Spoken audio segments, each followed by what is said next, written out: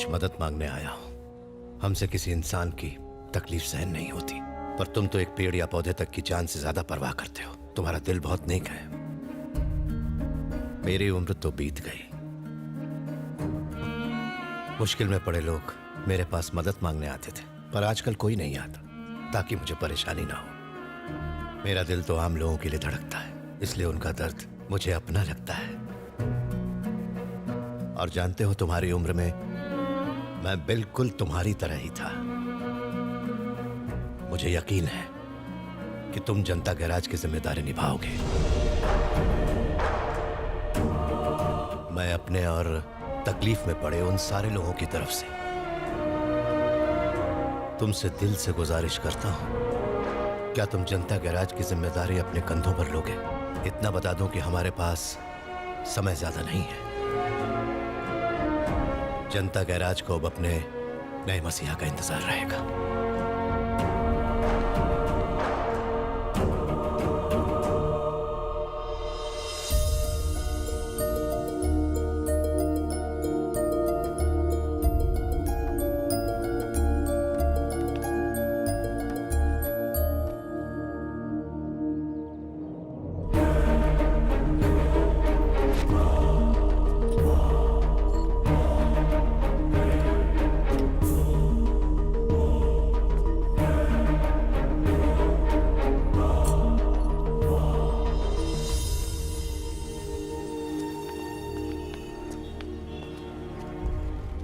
आओ अंदर चलो।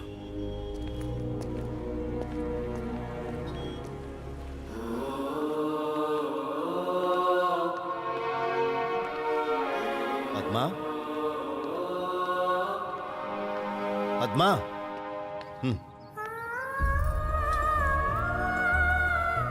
मेरी बीवी। नमस्ते। और मेरी बहन। नमस्ते। आओ। मेरे बहनोई। नमस्ते। मेरी भांजी और उसके होने वाले पति। हाय। हाय। ये डॉक्टरी की पढ़ाई कर रहे हैं। नमस्ते। विनोद मेरे गैराज का अकाउंट्स देखता है।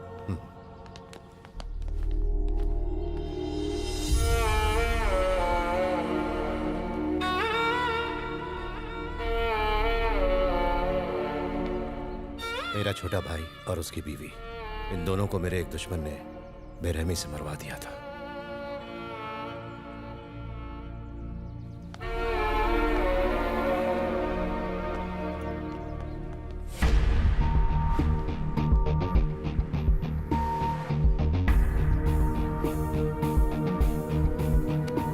हाय। Nothing personal bro.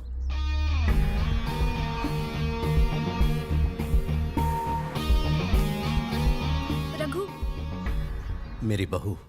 नमस्ते। हाय, मुझे कहीं जाना है। Got to rush. Bye honey. Bye.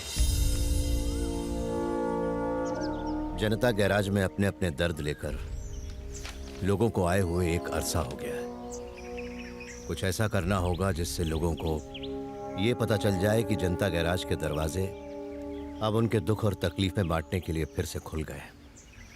अंत से ही शुरुआत करेंगे।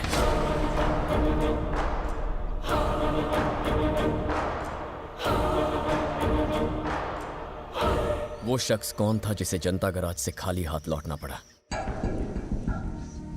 मेरा नाम विकास है सर। स्टेट बिल्डिंग डिपार्टमेंट में जूनियर ऑफिसर हूँ। हम नई बनने वाली बिल्डिंग्स का स्ट्रक्चर अप्रूव करते हैं, और अगर लेआउट रूल के हिसाब से ना हो तो हम परमिशन नहीं देते हैं। हाल ही में कुछ लोग हॉस्पिटल की परमिशन लेने हमारे ऑफिस आए थे, पर सर उन्होंने सेफ्टी मेजर्स पर बिल्कुल भी ध्यान नहीं दिया था। मैंने मना कर दिया। उन्होंने जबरदस्ती की। मैंने कहा मैं मर जाऊंगा पर साइन हरगिज नहीं करूंगा। फिर मेरे ऑफिस के कलीग से उन्होंने मेरे घर का एड्रेस निकलवाया और उन्होंने मेरी पत्नी को धमकी दी। मैंने आज तक आपके काम में कोई दखल नहीं दिया, ना ही आपसे कभी कुछ पूछा, पर आपके ऑफिस में आजकल जो भी प्रॉब्लम चल रही है उससे घर में भी तनाव का माहौल है। मुझे बहुत घबराहट हो रही है। मेरी पत्नी बच्चों की दुहाई देकर मुझसे कहती है कि मैं पेपर्स पर साइन कर दूं, पर नहीं, मुझसे ये गलत काम नहीं होगा सर। वो लोग कहते हैं कि अगर मैंने पेपर साइन नहीं किए तो वो मेरी फैमिली को एक एक करके मार डालेंगे। कल फाइल साइन करने का लास्ट डे है और तुम हमसे आज मिल रहे हो। अगर हम तुमसे आज के बजाय कल मिलते तो क्या होता? तब भी मैं साइन नहीं करता सर, बल्कि मैंने तो यहां तक सोच लिया था कि ऑफिस जाते वक्त मैं सुसाइड कर लूंगा।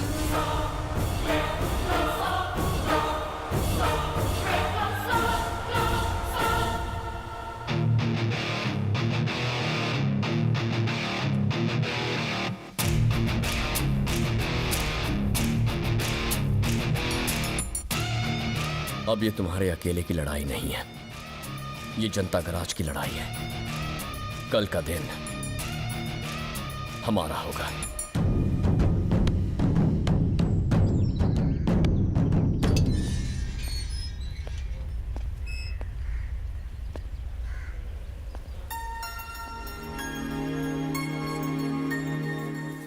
पापा मैं बताऊं कल स्कूल में क्या हुआ?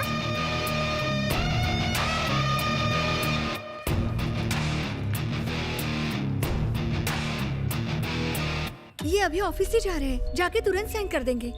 मैं आपसे वादा करती हूँ। ये साइन नहीं करना चाहते और करेंगे भी नहीं।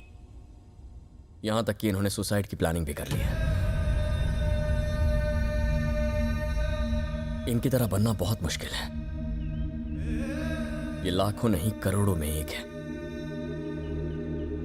मैंने यहां आपके बगीचे में एक पौधा देखा, बहुत खूबसूरत था। आपने उसका बहुत अच्छा ख्याल रखा है। ये उस पौधे की तरह निर्मल और सच्चे हैं। इनकी ताकत बनी है, कमजोरी नहीं।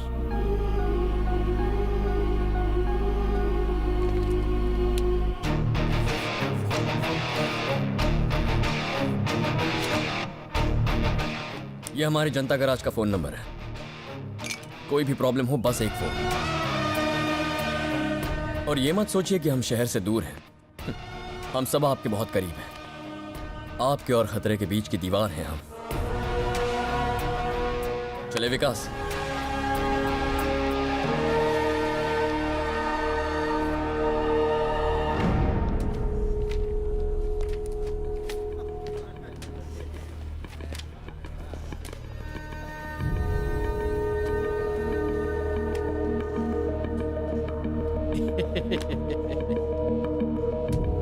अरे वाह वाह, देखो हमारे ऑफिस का सुपरस्टार आ गया। देखा क्या रमेश, आज तो ऑफिस में बैठ के लाइव सुपरहिट मूवी देखने को मिलेगी।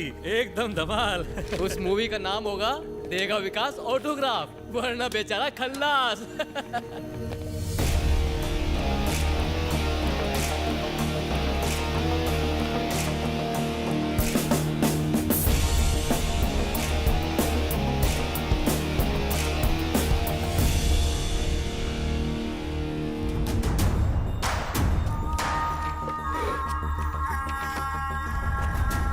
मुकेश राणा के हॉस्पिटल की फाइल लाया हूं। सारे डॉक्यूमेंट्स है, पूरे 23 साइन चाहिए। चल साइन कर। इतने सारे साइंस का, इतनी सारी फाइल्स का, आखिर तुम करते क्या हो? ये प्रोजेक्ट पास करने के लिए मुकेश भाई का नाम ही काफी है। प्रोजेक्ट रूल्स के मुताबिक नहीं है, इसलिए मैं पेपर्स पर साइन नहीं करूंगा। क्यों बे, नशा करके आया क्या? मैं तो नहीं आया, पर मुझे लगता है जिसने ये प्रोजेक्ट बनाया है उसने नशे में बनाया होगा। मुकेश भाई से पंगा? तुझे अपने परिवार की फिक्र नहीं है क्या? मैं इस प्रोजेक्ट को रिजेक्ट कर रहा हूं।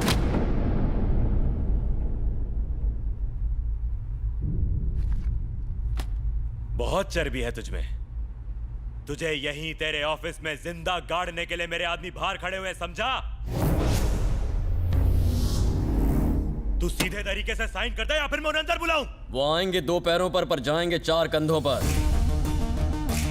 लेकिन बस 2 मिनट रुक जा, मुझे जरा इन लोगों से बात करनी है। तब तक तो उन्हें बुला ले। इस गवर्नमेंट ऑफिस में जितने भी लोग काम करते हैं वो अपने घर वालों से ज्यादा वक्त इस ऑफिस में एक दूसरे के साथ बिताते हैं। ये भी तो एक परिवार की तरह ही है ना।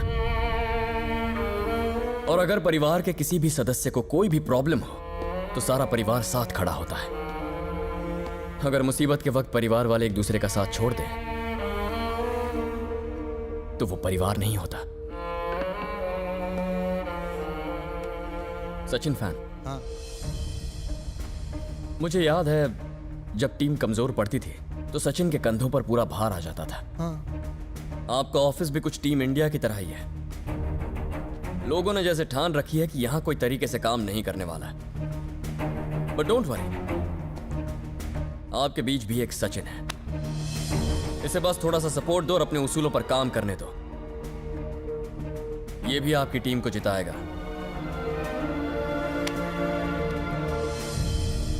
आपकी उम्र देखकर लगता है आप जल्दी रिटायर होने वाले हैं। मतलब बच्चों के लिए अच्छा खासा पैसा कमा कर रखा होगा आपने। अगर बच्चे काबिल हो ना तो बाप की कमाई में इंटरेस्ट नहीं दिखाते, और अगर नालायक हो तो जितना भी कमाओ कम पड़ता है। यह हराम की कमाई का कोई मोल नहीं है। जब आप सुबह अपने आप को आईने में देखते हो तो क्या खुद से आंखें मिला पाते हो? ऐसी कमाई का क्या फायदा जो सुकून की नींद भी ना दे पाए। सर्विस कैसे करते हैं वो विकास से सीखिए सर। सरकारी ऑफिस में अगर इस तरह के लोग हों तो इंडिया सिर्फ तरक्की नहीं टॉप पर पहुंच जाएगा। अब आपके मन में एक सवाल उठ रहा होगा कि जब ऐसे लोग हमें डराने धमकाने आए तो हम भला किसके पास जाएं? उनके लिए